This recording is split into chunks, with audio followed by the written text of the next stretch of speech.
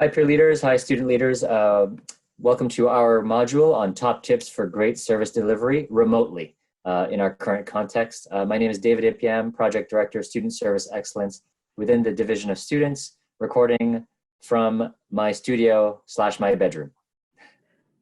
I'm Amanda Sartori, also with the Division of Students. I am the Project Coordinator for Service Excellence and Student Advising, and I'm coincidentally also recording in my bedroom. So here we go.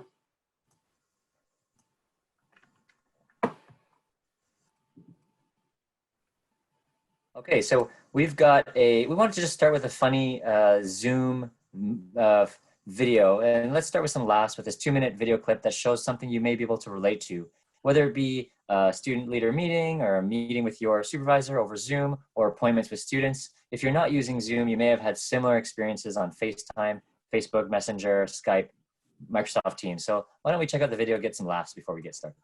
Let's do it.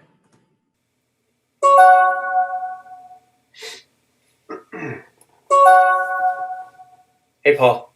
Thanks for being here on time. Paul? Hey, Paul, can you hear me? I can't hear you. I can hear you. Can you hear me? Hey, guys. Hey, Tyler. Sorry I'm late. Having a hard time connecting. 1 second. Paul's having a sound issue. I can't hear you. Try adjusting your output settings. Can you hear me? It's the gear icon. Tyler, are you on hotel Wi-Fi? Yeah, why?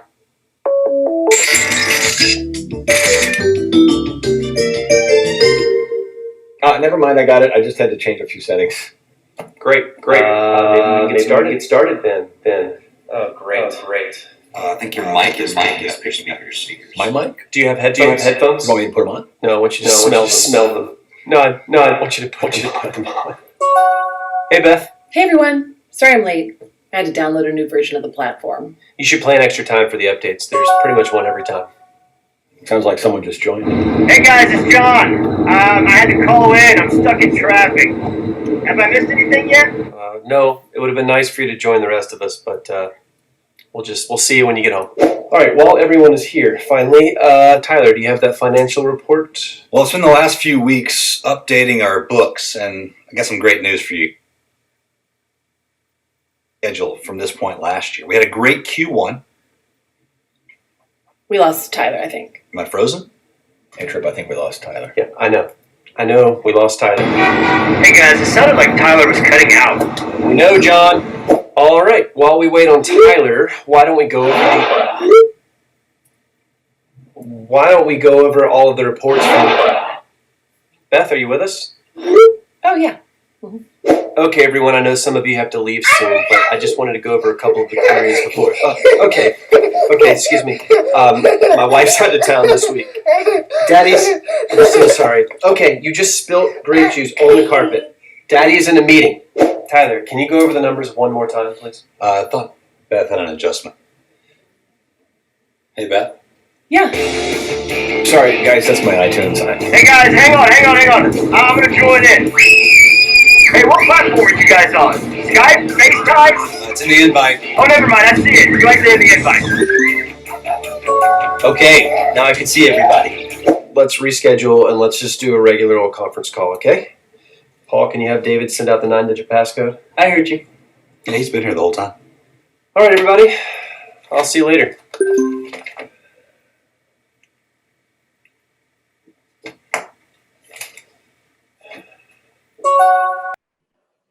All right, so I hope you all had a good laugh at that Zoom video and can maybe recount sometimes in this working remotely or peer leadership remotely experience where that may have happened for you.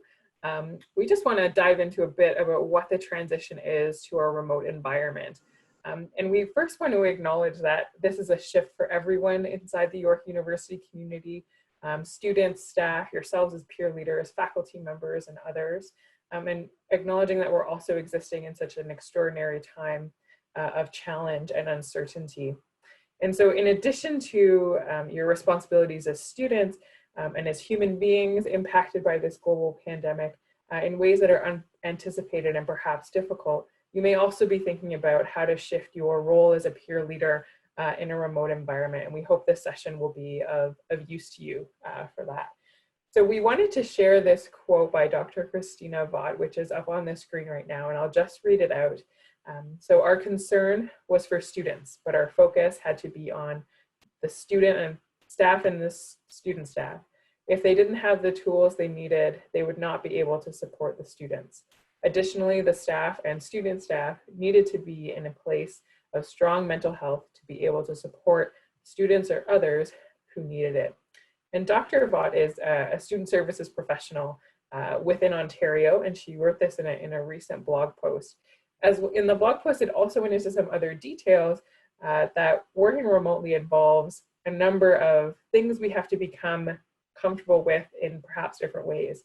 So whether that be new technology, equipment that we're using to do our work, our schoolwork, etc., as well as new routines and realities. We're also finding ways to balance between school commitments, work commitments, personal and family commitments, and perhaps being support to others and asking for support from others in new and different ways. So David and I just wanted to acknowledge that this is an extraordinary time and has been challenging for many of us. We also wanted to take a pause and offer just a moment of gratitude and celebration. And as David Rose from that wonderful TV show Schitt's Creek is telling us on the screen, I feel like that needs to be celebrated, and we would agree. The shift to a remote environment, the shift to not being on our campuses has been a difficult one. So thank you for the work that you're doing, and thank you for your peer leadership at York and on your respective campuses.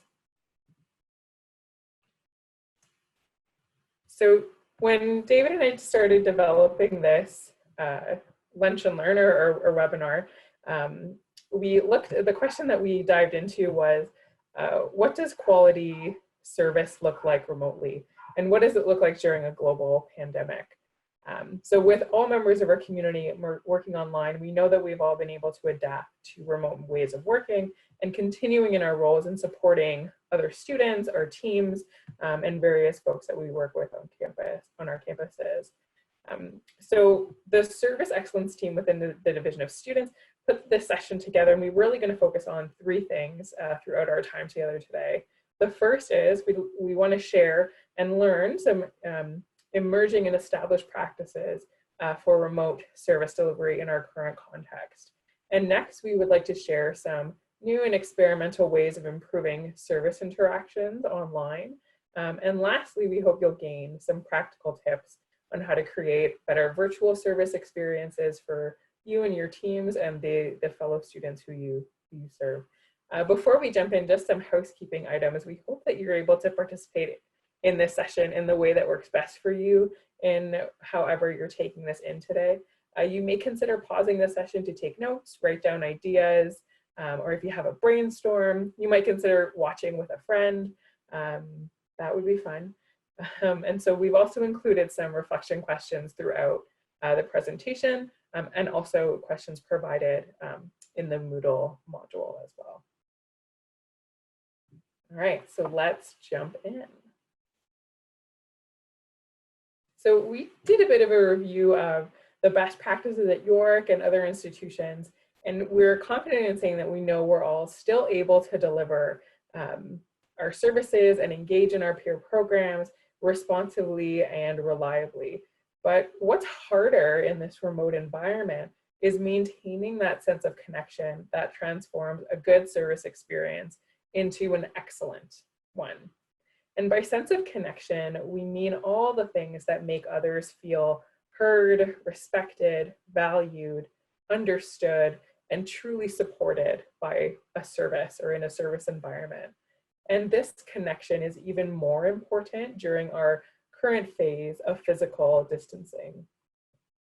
So while preparing for this session, we found a consensus that the task of student services, and we do consider peer leaders as part of the student service umbrella at the university, is that we need to be even more human with one another. We need to be kinder than normal. We need to be more caring than normal or than expected, and to really take time to listen with empathy, with patience, and with understanding. And so our presentation is going to focus on 5 tips. And you'll see them here. We're going to talk about our first tip in a second, and that is beginning your day with a self-reflection practice. Secondly, practicing service experience principles, which we'll share from the Division of Students. And third, using the most appropriate communication medium for the context. We're also going to get into a conversation cycle and the relate, assist, clarify conversation model.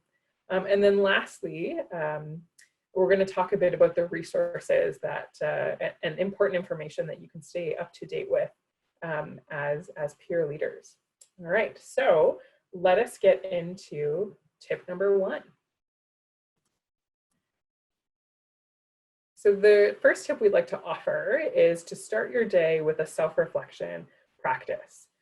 We believe that intention can be the foundation for empathy, and we'd like to offer to everyone today a sample of what a self-reflection practice could look like. So here is a popular graphic that you may have seen on social media and that you may find helpful. What we'd like, if you want to just focus on the graphic for a second, take a minute to read what's on the graphic and see where you might be right now. And more importantly, once you've established kind of which zone you're in at the moment, think about where in your work as a peer leader you might want to be in a week, a couple of months, however, tomorrow, etc. And so you'll see the 3 zones depicted there: a fear zone, a learning zone, and a growth zone. And we'd like to put forward that in order to provide quality service to our peers, our teams, and other students, it's important that we do care for ourselves during this global pandemic, and that providing that service, we really want to be, or want to strive to be, in that learning zone and that growth zone as well. So we're offering this as a daily check-in tool for you, and we encourage you to establish this as a self-awareness or self-reflection practice, or something else that you may be more inclined to use. And before we move on to our next tip, we'd like to say that wherever you find yourself as you begin today, on this chart, if you choose to use it, totally okay. Wherever you find yourself at the end of the day, also totally okay. We hope that this will allow you to just have some deeper reflection with yourself and how you want to move throughout the day.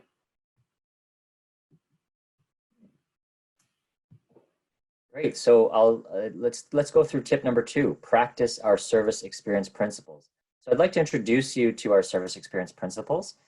Imagine they're like a social contract that we want to create with every interaction we have with others. So in your interactions with students, in your interactions with colleagues, staff members, supervisors, in each interaction, you want to create an atmosphere where the person that we're interacting with feels respected, where they feel like we are valuing their time, where they feel like we're doing our best, and where they feel like we're collaborating towards success, where we're helping each other succeed.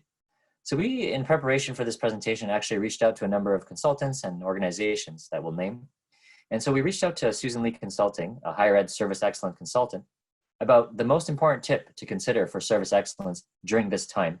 And this is what they had to say. They said, there has never been a more important time to remember that service is about people. So thankfully, our service experience principles are founded upon human needs at York. You know, the need to be understood and acknowledged, to feel like my time is being valued, to feel like we're working towards a common goal, and that we're offering our best, right? So that's where the principles come from. And again, it's about being human with one another and creating that sense of connection that Amanda talked about. So now let's go to the next slide, where we're going to break these down into how-tos. So how do we live these service experience principles? And we have a checklist here for you. Don't worry about the whole slide right now. We're going to start on the left. So we reached out to another consultant. Her name is Terry Yanovich, another consultant for service excellence. If you've been to Disney, I haven't, but they have a service experience training center, and Terry used to be there. She recommends these self-check questions for each of our principles. So one by one, have I taken the steps to listen and understand where the student or colleague is coming from before providing the solution? So students might be coming to you, colleagues might be coming to you for different resources, concerns, questions. So this is a self-check before you hit send on your response, before you respond fully or by Zoom, for example. have I taken the steps to listen and understand where the student or colleague is coming from before providing the solution? So on this point, another organization named EAB, Educational Advisory Board, recommends that we be prepared to empathize and to repurpose held times for appointments. If you're doing appointments or workshops with students, have some times where students, for things to come up, right? During this pandemic, students may need access to more financial aid resources due to less prevalent summer employment. They might have challenges in accessing technology or transition to work/learn from home. So it's just about creating space in your meetings with students and your dealings with students and colleagues for 5 minutes to just like catch up and just things to come up that might come up. So be prepared for the fullness of the human experience to enter your service interactions. So number 2, value each other's time. We've got 2 checklist questions here. 1, have we anticipated the user's needs, the person's needs on the other side? 2, have I responded in a way that reduces the number of times that a student or colleague has to go back and forth to get their questions answered? I think maybe you've had that experience where you've been on a customer service waiting chat or email, and you email them something and you've asked a question, and then they respond just that question, but then you have a bunch of other follow-up questions and it takes a couple days, maybe weeks to get through all them all. So it's really, by now, as a student leader, as a work study student, you kind of know how to anticipate the question behind the question. So the recommendation here is, over email especially, it's important to provide concise yet fulsome answers. So EAB recommends sharing with those you serve the various self-serve, self-learning tools that might be helpful in relation to your response. So just as an example, if a student is having trouble connecting to their online class, providing them with a Zoom guide, the online Zoom guide, which we'll show you later in this presentation, providing them with a Zoom guide, but as well as screenshot step-by-step instructions, right? Just really helping folks understand and then anticipating other questions that may come up as a result of their initial concern. So checklist number 3, under always do your best. Have we stepped up support and clarity on those channels where students are going? Can I offer a warm referral? So I'll explain that in a bit more detail. So on this point, another organization, Civitas, recommends updating high communication connection points. So voicemail for staff, websites, email autoresponders if you have a staff email, your email autoresponder if you're away, or with the appropriate directions for students and other members on where and how to connect with services. So this is not just, this is everybody's responsibility. Warm referrals, what that is, it's kind of like a soft handoff via email. So if you get a misdirected email from a student, if appropriate, instead of just forwarding that email to the appropriate contact or just responding to them saying, oh, wrong office, wrong person, please contact this person. We consider that a bit of a cold referral. A warm referral is you need to establish the relationships with the areas around you first. So for example, I got 2 weeks ago now, I received an email about convocation. It's not my area, but instead of just passing it off to convocation, what I had done is I asked the convocation office on a separate thread, hey, I got an email from a student. Is it okay if I forward it to you and introduce you to the student? They said yes. So what I did is I replied to that student and copied the convocation office and said, dear student, yeah, thank you for the email. I'm connecting you with my colleague from the convocation office and they'd be happy to help you. And then for my colleague from the convocation office, here's a summary of the situation. So it's really trying to be as warm as you can to explain what's going on to your colleague and ask for action. All right. So in terms of the checklist around have we stepped up support clarity on the channels where students are going, I think, looking at your websites, the websites that are connected with your service. So if you're a learning skills peer, looking at the learning skills website, walk through that website as though you don't know the service. Walk through the website as though you're a student who doesn't know about the service, and see if it's very clear. Would I know how to access that service? Would I know, does it answer my top questions around support for academic success, for example, right? And then make recommendations to your team around how to make that better. Communication touch points have to be really clear. Okay, number 4, help each other succeed. Have I checked? So the self-check here is, have I checked in and expressed care through my virtual tone in a way that matches the student or colleague's tone, right? So on this point, Civitas recommends that to help others succeed, focus on building relationships during this time with students and others. Recognize that people may have lower contact with services during this time. We also recommend thinking about the groups of students, for example, that you think you may need to check in with proactively. So do this collaboratively in your teams. Maybe identify the subpopulation of students that may need extra support from your service, right? And brainstorm ways to reach out to them. Again, collaboratively with your team. So taken together, this checklist, we hope, will help you create more excellent, more quality remote service experiences. We're going to get even more practical and tactical with the next few tips. So tip number 3. All right. So this is a quote from one of our staff members. They said, there's a greater need during this time to read and listen and communicate with empathy and compassion. Written communication is different than verbal, which requires more attention to words being used. Okay, so what you're looking at here on the screen, I'll show you, right? It's about using the right medium for the emotional connection that is required in your communication. I'll explain what it is. According to Professor Moravian, up to 93% of communication is nonverbal. So more than 70% of that is body language, right? So right now you can see my face, but maybe you're not able to see my body, but there's a lot that's being communicated through body language, as you know, and through visual expression, facial expression. And almost 25% is communicated via tone. However, with the what this graph is telling us is that the mediums of communication above the middle line being online chat, allow for richer communication. So communication in which the receiver can sense tone, like in telephone or voice chat, and body language, like in video conference or face-to-face. Therefore, those mediums are best suited to convey the fullness of human connection, right? Empathy, compassion. A lot of compassion and empathy is communicated through the actual visual expressions, facial expressions, and tone. Below the medium line are things like written documents, email, right? And maybe that's a primary method of your communication as a student leader or student staff. But just remember that those mediums are only suited for written word and emojis, if that's appropriate in your space, written words, and thus have lower potential to accommodate the richness of human communication. So what does this mean for you? Well, our first service experience principle 2 slides ago is respect one another.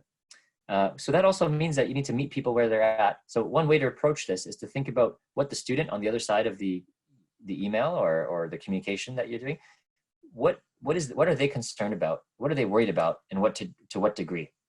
So their level of concern and worry about their situation or your response should give you a hint about how much emotional sensitivity, empathy, compassion, dialogue, understanding is required, right? So your sense of their level of concern or worry is important. It'll give you a hint about the level of emotional sensitivity that is required. So a general guideline is, if you need to express those strongly, then you may consider a medium that is richer, for example, video conference.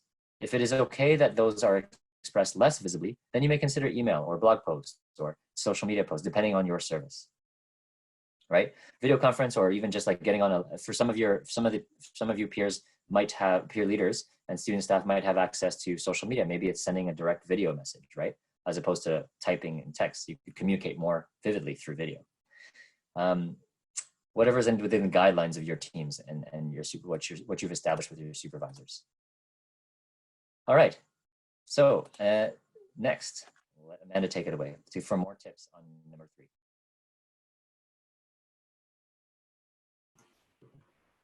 Right. So initially in this presentation, we talked a bit about how sense of connection and building emotional connection is really important during this time. And so we put up some tips here about how to build emotional connection on our remote medium. So you may consider using this again in a video chat, email, text, not sure. So if you're having, a lot of this is in the context of you're having a conversation with someone, but still useful for other circumstances as well. So when you're setting up an interaction with, say, a team member or a student that you're supporting, try to set those expectations for what your interaction is going to be about, the time, the topics you're going to discuss, what folks might need to bring to that conversation. And when you're actually in it, start with acknowledging, we put up here the user or whoever you're chatting with, right? You're delivering service to. It's important to establish a rapport through casual conversation, helps to break the ice, if you will. One of the advantages of doing this over video chat is you can express some of your visual cues for emotions, such as smiling, literally on video chat is very helpful. When someone's coming to you with a concern or a problem, it's really important to validate that. It's also important to mirror their tone and speak in a slow manner that's more easily comprehensible. Also important to respect how folks want to show up to the various mediums. So if it's on a video chat and they only want to do audio, cool. If they're on a video chat and they want audio and video, amazing. However folks want to show up is a-okay, and that goes for how you want to show up as well. Because we're in spaces where we're not, we may not typically be in when we are conducting service in this way, or when we're chatting with our teams, it's important to include an option for pausing the interaction. Something might come up, you may need to go tend to something in the space where you're at. So normalizing that that's okay to pause the interaction is great. And if appropriate, host group sessions. One of the things about maintaining a sense of connection is that we may be missing those opportunities to connect with a large number of people. So when you have the opportunity, use it to also use a group session as a connection opportunity for a big group. And we've also included here some tips on scripting for email. So very similar to the other tips, we want to start with a greeting and a thanks for reaching out. We want to validate the situation by ensuring that we're summarizing it. That's also a really great way to check for understanding. Do I have this right? Is what step 3 is really doing here. You want to provide an answer to the question or concern that has come forward, and use tools to help explain and support, whether that's a screenshot, step-by-step. David mentioned earlier, if you have the opportunity, sending a video message to someone on social media is a great way to do that. And close with style and professionalism. And what we mean by that is double checking your work. Have you dotted your I's, crossed your T's? And of course, if you're doing that by text, it does it for you, but the expression stands. Is everything good to go in your email? And we've also offered a bit of an activity here. Can you create a sample email script that would work for your department or area, or some of the folks that you interact with frequently in your peer leadership roles? All right, I'll turn it back over to David for our next tip. All right, so we're excited to present to you the conversation model. Really useful for folks who might be serving students over phone, live chat, especially in an advisory capacity, coaching capacity, peer coaching, that kind of thing. So we'll show you 2 frameworks. The first framework here is adapted from John Wilson on the right here. So the tip is, the way it works is, once you make contact with the student or the colleague, is to provide information, inform. Step 1 is inform. So provide information so that the person knows what you're going to do, right? Invite the person into the conversation, invite them to make the request or share their concerns. And then that's when you'll start listening. And then you want to, just like what Amanda said over email, acknowledge what is being said. Now, the second framework we're gonna show you is the relate, assist, clarify, and relate model. So we're suggesting to combine the 2 frameworks together. So in this model, as you go through the conversation cycle, you might go through it many times, and we'll show you an example, a thorough example. But to begin your interaction, and I think you've seen this as a theme in our presentation, by warmly welcoming and showing your why. Showing your why is about explaining what you do, why you're here to support the students, what your function is, right? So, hi, welcome to Learning Skills Services. I'm here to help you with your academic success, right? That's your why. Explain the critical steps. So if a student is here to learn how study tips, you give them your best. You say, well, okay, study tips for what kind of class? Oh, great. Here's what I can recommend. And then before you close that conversation, one clear next step, because there's so much to do with study tips, right? There's so much so many resources, a lot to learn. But what is the one next thing the student could do? So then it's about sharing that one next step. And then before leaving them with that step is to relate warmly again. Thank you for coming. Let me know thank you for reaching out. If you need anything, come back. Happy to support you. So again, really this is about trying to ensure that your responses are timely, concise, empathetic, and to start and end each communication by showing care and compassion. All right. So the heart, as an example, I know this is an uncertain time for you and I'm glad we can support you in this way. Head, here's how I can help. I would recommend one of these options. Hand, after this call, do this. When implemented correctly, this, whatever I shared, will help you get to where you need to be. And then heart, my team is here for you. Reach back anytime, okay? So we're gonna go through a pretty comprehensive example that would happen on the professional staff side. And we're using that example just so that you can show you the depth of the conversation cycle. And I hope that you might be able to apply it to your specific area. Whether, again, you're working with health education or in residence or in learning skills or peer tutoring, peer assisted study sessions, et cetera, student government, all of it will hope it can apply for you. Again, it's great for face-to-face video live, especially when you're supporting someone through some steps, if they have concerns. All right, so Amanda will play the part of the student, which is the bubble on the bottom, south-facing bubble, listen, and then I'll pretend to be the staff member, a registrarial staff member. All right, so here we go. So here's the first step is cycle 1 and relate. So I'm going to try and create a relationship here, which is really important. Amanda calls and then I pick up the phone, for example. Hello, you've reached registrarial services at York University. This is David. I'm here to assist you to the best of my ability. That's my why, and that's my warm welcome. Now I'm going to invite. How may I assist you today?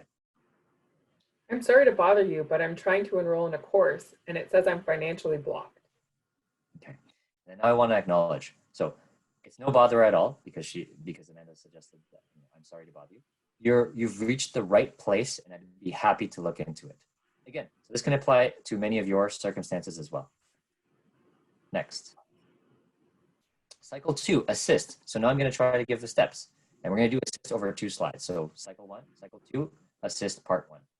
So Amanda, I've looked into your student account and there is a balance of $1,500 on your account. This balance caused that financial block, which is preventing you from adding a course.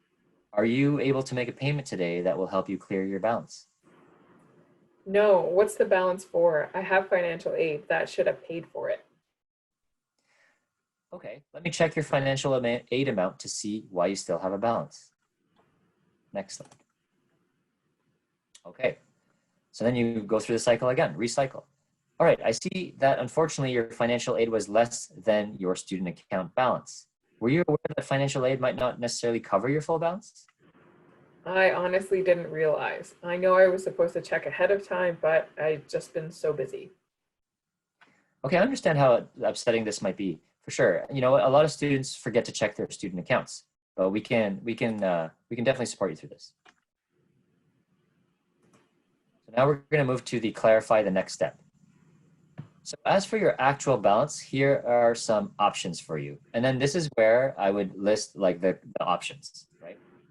If you're a learning skills peer, you list the options for getting a better grade on the next exam. If you're in health ed, you might list the options for whatever the case may be in terms of the student's well-being. This is where you have that where you bring out your expertise and the resources and the referrals. And then you give them the expected timeline. So here's option 1, here's the timelines, pros and cons. Option 2, timelines, pros and cons. And then as you've noticed through the cycle, we're always inviting the person because we want to respect their agency to make their decisions. So Amanda, are you able to take advantage of one of these options tonight? Yeah, option 3 would work for me. Okay, that's great. So thank you for your quick action. I will email you the link so you can complete option 3 tonight. The option 3 is the option you've chosen. So before we close, that's one way to close. You could just say like, here's the solution, bye, right? But again, in this model, we want to relate warmly to close. So here's an example. All right, Amanda, I've sent the email over to you along with the timelines. Have I addressed all your questions or concerns today? Do you have any additional questions or concerns? No, you've addressed them. I don't have any other questions right now. Okay. I know I've provided a lot of info, so even if you need to call back, do not hesitate. Feel free to contact me or my team with any questions or concerns that you may have. We'd be happy to resolve them with you. Take care. So that closes our example. Hopefully, so this is we used an example that from the staff day to day. just to show you the depth of the cycle. And again, you can apply it to any of your service interactions with students. So that was our tip number 4. All right, our last tip is tip number 5, and that's to revisit and have on hand important information. So you'll see just some links that we'll also provide in this module for some technical tutorials if you're interested in learning or need to learn how to use Zoom or Microsoft Teams, for example. York has a host of resources and training available. And then also it's important to keep up to date just with the university, the fast pace of which decisions are being made, for example, about the academic calendar, about financial aid at the university, various support services, our health ed team, learning and skill services, York International are all pivoting the way in which they're supporting students.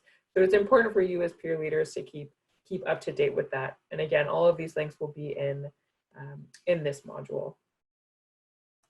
And we wanted to close with 2 reflection questions. And again, these are great ones that you might want to, or you might consider discussing with your teams or with your supervisor if you're a student staff. I'll just read them out for you right now. So the first one, what have you learned or heard today that you might want to incorporate into your peer leadership role? And secondly, what else has been helpful for you to ensure quality remote service delivery to your team, to students and community members? And for the last one, I'd recommend asking kind of maybe when you start your role and maybe when you're a bit into it, as you've learned how to adapt in this remote environment, maybe you really need to compare those 2 answers as well. Great. And just a final reflection here.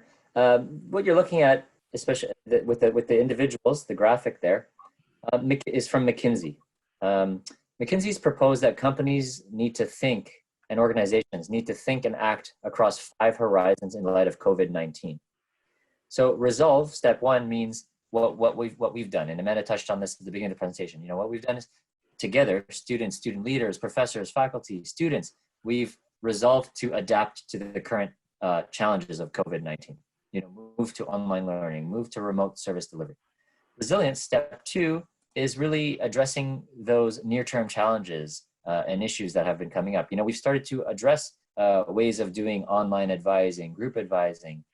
We've addressed ways to work remotely and to do team check-ins and to deliver training. I mean, even PLT, right? PLT is typically, peer leader training, is typically delivered in a lecture hall and breakout sessions. We've adapted right now to do this over this method. You know, there's countless things that you've done and that the university is trying to do. But we want to now think forwards, right? Crises like these offer opportunities to imagine, to reform, to reimagine and plan for the future. Okay? The future of peer leadership, the future of work study, and the future of our work as staff, as students, as learners, as a community, right? So, and Amanda and I do not have all the answers to delivering quick service remotely and what tomorrow will bring. But like you, we are learning and adapting daily, and we hope that this presentation has been helpful for you. You know, that said, we do know that collectively we can proceed through and thrive through this extraordinary period in our lives and in our work together. It's with that in mind that we offer a few final questions to consider moving forward to reform and imagine our work going forward. Yeah, thanks, David. The first question I want to pose to everyone, and I'm going to give credit to our colleague Atifa Karim at the University of Toronto for actually posing this to me in a conversation I had with her. The question is, when this is over, what do I want to be true? That's an imagination type question, and hopefully will, you know, help you to lay some groundwork for things when things return to normal, whatever that normal is, we might be able to implement. And that really relates to our second question. Can we reimagine the services or the peer leadership opportunities that we have? And how can we bring what we're doing in this new space back to our campuses when we're able to be in person and have these experiences and deliver services and run workshops and events, et cetera, in an in-person environment? So these are really questions to call to stop and reflect on things that we're doing right now in our peer leadership roles or in our staff roles, and to kind of build a tool chest of things that we might want to bring forward when we return to an in-person environment. All right, so that wraps up everything that we wanted to share today. You'll see our contact info up on the screen right now. We really encourage, if you have any questions or comments, we'd love to get in touch and chat. And really do wish you good luck as you endeavor to be peer leaders in a remote environment. I know this is a challenging time, but we're confident you'll be able to make it happen. Yeah, thanks for stepping up to the challenge. Thank you for watching the video, and have a wonderful year. All right, bye everyone. Bye. Yeah. Still recording. Oh, it's still recording. That's a blooper. I don't know how to make it stop. Oh, there. Okay. Stop recording.